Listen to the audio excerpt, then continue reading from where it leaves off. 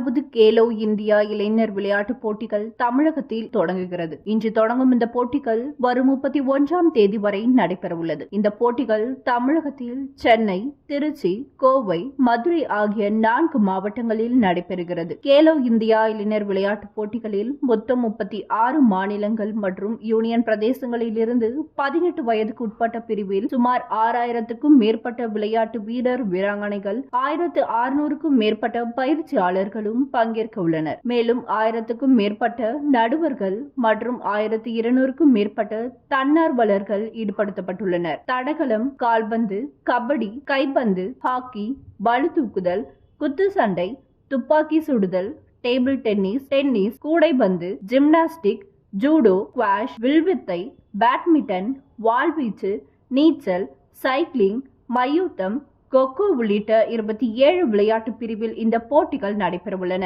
அதேபோல் இந்த ஆண்டு ஸ்குவாஷ் அறிமுக விளையாட்டாக இடம்பெறுகிறது. மேலும் இதில் தமிழகத்தின் பாரம்பரிய விளையாட்டான சிலம்பம் டெமோ விளையாட்டாக இடம்பெற்றுள்ளது. கேலோ இந்தியா இளைஞர் விளையாட்டுப் போட்டியின் கோலாகல தொடக்க விழா நேரு ஸ்டேடியத்தில் இன்று மாலை 6 மணிக்கு நடைபெறவுள்ளது. இந்த நிகழ்ச்சியில் பாரத பிரதமர் நரேந்திர மோடி சிறப்பு விருந்தினராக கலந்து கொண்டு போட்டியை தொடங்கி வைக்க உள்ளார்.